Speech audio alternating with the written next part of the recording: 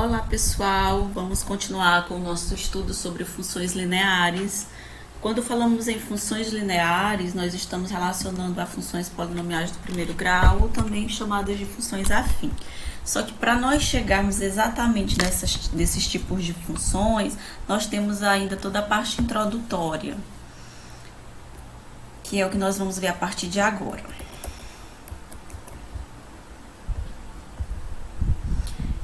Inicialmente, nós vamos estudar os sinais da função, que está no livro de vocês, na página, no livro do Paiva. Deixa eu localizar aqui na página 89.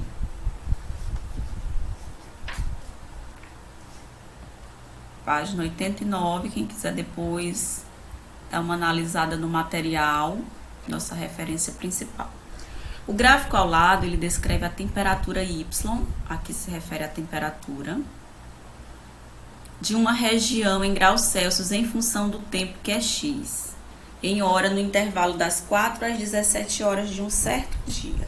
Como vocês podem ver aqui, das 4 às 17 horas a temperatura ela oscilou. Analisando esse gráfico, nós podemos perceber que ela foi positiva entre 4 às 8 horas e entre 12 às 17 horas. Entre 4 horas, às 4 horas ela foi positiva, tá aqui acima, como eu quero saber de temperatura, às 4 horas a temperatura foi positiva.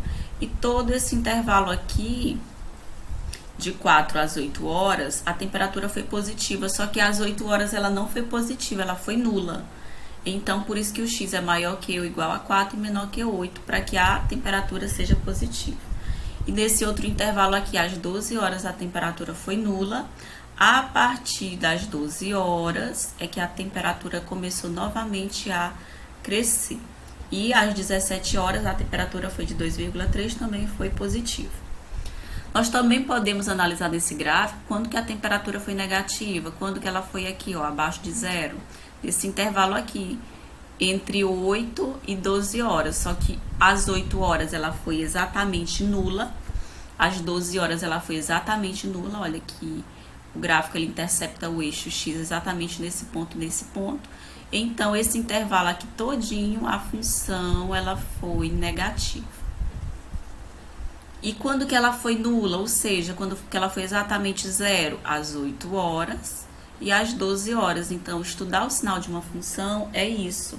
É saber quando que uma função é positiva, quando que a função é negativa e quando que ela é nula. Ela vai ser positiva quando a função, a sua imagem, for maior que zero. Quando eu falo de f de x, eu estou me referindo a uma imagem. Então, nesse intervalo aqui, qualquer número que estivesse aqui, ó, tem como imagem um número positivo. Imagens são os valores lá em y. Então, para que a função seja positiva, sua imagem tem que ser maior que zero. Para que ela seja negativa, sua imagem tem que ser menor que zero. Para que ela seja nula, sua imagem tem que ser igual a zero, como nós acabamos de ver no gráfico. Lá, seguindo aí na página, nós temos a questão 51 para sua análise. O gráfico abaixo representa a função de menos 8 a 8. Nós temos aqui, que tipo de gráfico é esse, professor? Esse é um gráfico de uma função de várias sentenças. Nós temos a parte aqui de uma parábola, nós temos uma semihipérbole aqui, então é um gráfico composto de várias sentenças. Nós vamos analisar o sinal desse gráfico e vamos, então, classificar com verdadeiro ou falso. F de menos 8 é maior que F de 5, quando eu falo F de menos 8, eu estou falando o quê? Que a imagem do menos 8 é maior que a imagem do 5, a imagem do menos 8 é 10. O 5, ele deve estar bem por aqui, ó. A imagem do 5 vai estar por aqui. Então, isso aqui é verdadeiro. A imagem do zero em x, tá aqui. Para que eu tenha a imagem do zero em x, o y aqui, a imagem do zero. É onde eu tenho o zero para x e o y vai ser um valor qualquer. Então, a imagem do zero é maior que zero. Analisando aqui, a imagem do zero vai estar bem por aqui, ó.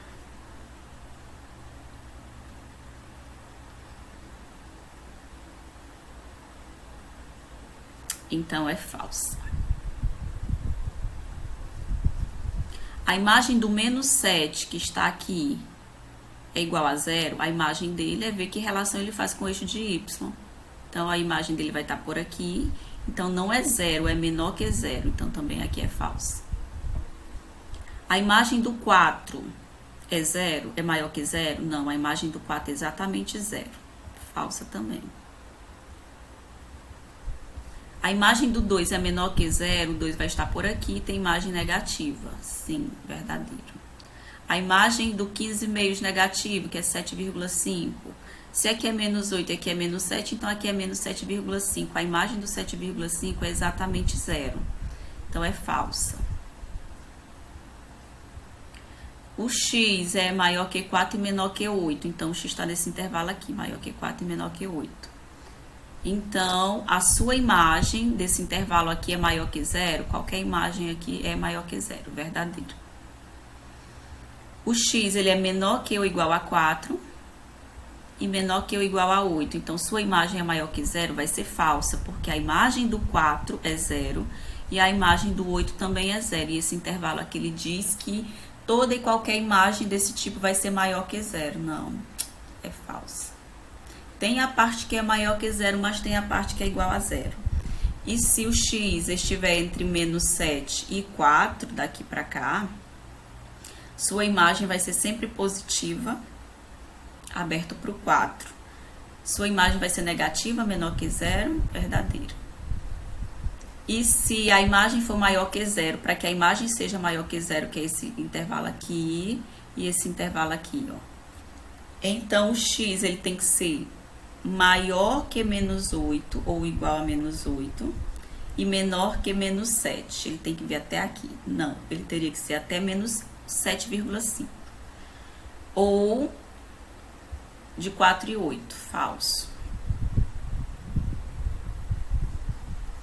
Então, essa foi uma análise de um gráfico. Cai muito em questões de concurso público, análise de gráficos assim.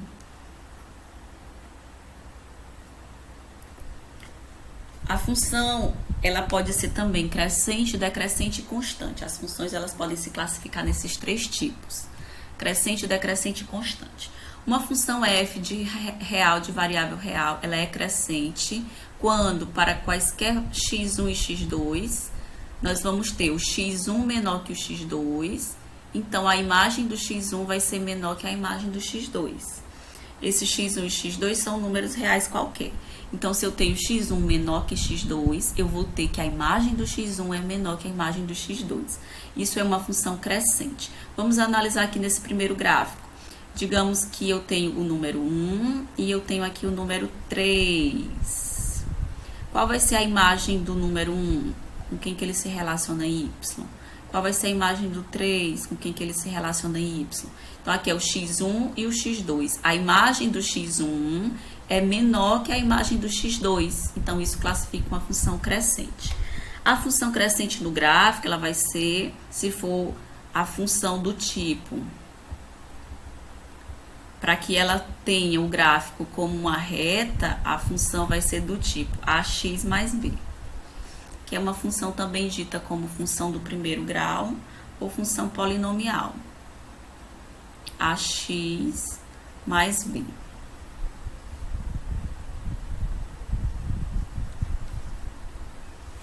E aí a reta é crescente, que vem do terceiro e vai para o primeiro quadrante nesse sentido. A função vai ser decrescente se nós tivermos x1 menor que x2, porém a imagem do x1 é maior que a imagem do x2. Vamos aqui colocar também o 2 e o 3. Vou colocar bem aqui. A imagem do 2 vai estar por aqui, a imagem dos 3 vai estar mais lá embaixo. Então, o x1 é menor que o x2, porém, a imagem do x1 é maior que a imagem do x2. Isso determina uma função decrescente. E a função decrescente, a reta, ela vem do quarto quadrante para o segundo quadrante. Ela é nesse sentido. Nós até estudamos, quando nós estudamos inequações, estudo de sinal de equações, nós estudamos isso aqui. E nós também temos o tipo de função constante. A função constante é toda função que f de x é igual a k. K é um valor qualquer. O seu gráfico ele é paralelo ao eixo x. Qualquer valor que eu tenha aqui no eixo x, 2, 4, 6, ele vai ter como imagem o mesmo valor. Olhem aqui. A imagem do 2, a imagem do 4, a imagem do 6, tá aqui nesse ponto. Então, uma função constante, ela tem como gráfico uma reta paralela ao eixo x. Analisando aqui esse gráfico, letra A dá o domínio e a imagem da função. Quando eu falo em domínio, eu lembro dos valores de x. Então, os valores de x aqui começam dos menos 7 e vai até o 8. Tá aqui, fechado para o 7, fechado para o 8. Eu poderia dizer x pertencente aos reais, tal que x é menor ou igual a 7, maior ou igual a 7, menos 7 e menor que ou igual a 8. Qual a imagem? Quando eu falo imagem, eu me refiro ao eixo y. Vai do menos 2 até o 6, tá aqui. Em que momento a função é crescente? A função, ela cresce nesse intervalo aqui, que vai, para ela ser crescente, ela vai aqui, ó, do menos 3 no eixo de x até o 2 no eixo de x. Ela é crescente. E ela é decrescente do menos 2, do 2 fechado para o 2, e decresce até aqui o 5. E ela é constante aqui no intervalo do 5 ao 8 e do menos 7 ao menos 3. Bem tranquilo analisar. Nós também temos como estudar a paridade de uma função. Estudar a paridade de uma função é saber se a função é par ou ímpar. E a paridade de uma função é uma propriedade relacionada à simetria do gráfico em relação ao eixo y. Ou à origem. O conhecimento dessa simetria auxilia na construção do gráfico e permite a extensão de propriedades pela análise gráfica. Vamos então, a seguir nós vamos ver a função par e a função ímpar no gráfico. Uma função par, ela vai ser se somente se f de x é igual a f de menos x, para qualquer x pertencente ao domínio. Como assim? A imagem de um número é igual à imagem do oposto desse número. Tranquilo. Se isso acontecer, a função vai ser par. E o seu gráfico ele vai ser simétrico ao eixo OY. Como assim? Se eu tiver um gráfico que represente uma função do segundo grau, em relação ao eixo Y, essa parte aqui da parábola vai ser simétrica a essa parte aqui da parábola. É uma das características da função par. E a função ímpar, ela vai ser ímpar se somente se a imagem de um número negativo for igual a menos a imagem de um número positivo. F de menos x é igual a menos f de x. E nesse caso vai ter simetria entre o eixo de origem, que é o O. Vamos analisar no gráfico. Esse tipo de função aqui é uma função par. F de x é igual a menos x ao quadrado. Foi dada a função aqui, nós vamos analisar se a função é par ou não. A função pode ser par, pode ser ímpar e pode ser nenhuma das duas coisas. Como que eu posso analisar? Vamos então calcular aqui o f de 2. Vamos analisar pelo critério lá que foi dito. F de x pode ser igual... Essa letra tá horrível, esse ponteiro hoje está horrível para escrever. Porque ele tá sujo.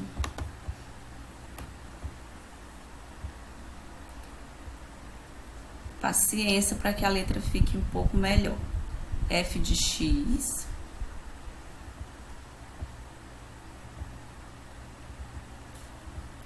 é igual a menos f de x. A f de menos x.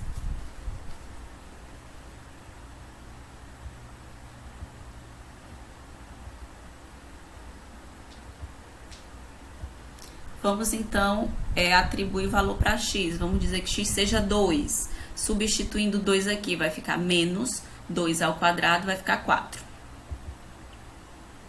E quando o x for menos 2, O 2 continua sendo só 2, só que aqui está negativo, então eu vou substituir aqui. Vai ficar menos 2 ao quadrado, que dá 4. E o sinal que se repete aqui vai se repetir aqui. Aqui é porque eu não tinha repetido. O sinal ele não tem nada a ver com o expoente. Então, menos 4 é igual a menos 4. Observe que eu usei o 2 e o menos 2. E ambos têm a mesma imagem. 2 ao quadrado dá 4, repete o sinal negativo. Menos 2 ao quadrado dá 4, repete o sinal negativo. Então, números opostos possuem a mesma imagem, é o que caracteriza uma função par. Pelo gráfico, eu posso perceber muito bem, ó, o menos 1 e o 1, números opostos, têm a mesma imagem. O menos 2 e o 2 têm a mesma imagem, menos 4. E eu vejo perfeitamente aqui o eixo de simetria, o gráfico é simétrico em relação ao eixo Y, como se fosse um espelho que reflete no quadrante é igual o que reflete no outro quadrante. A função ímpar é essa relação aqui, que f aqui vai ser menos f de x é igual a f de menos x. Esse aqui não. Então, a função x ao cubo, observe o gráfico, ele vai ter o eixo de simetria entre o primeiro e o quarto quadrante. E geralmente a gente também identifica pelo expoente ímpar. Então, aqui nós vamos imaginar que x seja igual a 1. E vamos a essa regra aqui, que o f menos o f de x seja igual ao f de menos x. Se for o gráfico, dá para eu analisar pelo gráfico. Se não tiver gráfico e quiser saber se a função é par ou ímpar, eu tenho que atribuir algum valor para x e ver essa regrinha aqui.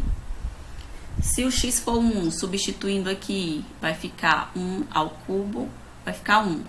Observem que tem um sinal aqui antecedendo, então repete o sinal e aqui vai dar menos 1. E substituindo aqui, f de menos o x, que é 1, vai ficar menos 1 ao cubo, que vai continuar sendo menos 1. Então, a imagem do menos f de x é igual à imagem do f de menos x. É o que nós observamos aqui no gráfico e também pelo eixo de simetria. Isso é uma função ímpar. E a função também ela pode ser nem par nem ímpar, como para esse tipo de função aqui.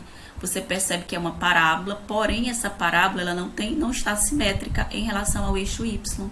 Essa parte aqui, ó, é bem maior do que essa parte do segundo quadrante, então não existe simetria aqui. Portanto, essa função ela não é nem par nem ímpar. Aí tem essa questão para nós resolvermos, tem um vídeo logo após que eu escrevo mesmo no papel que fica mais rápido de você compreender.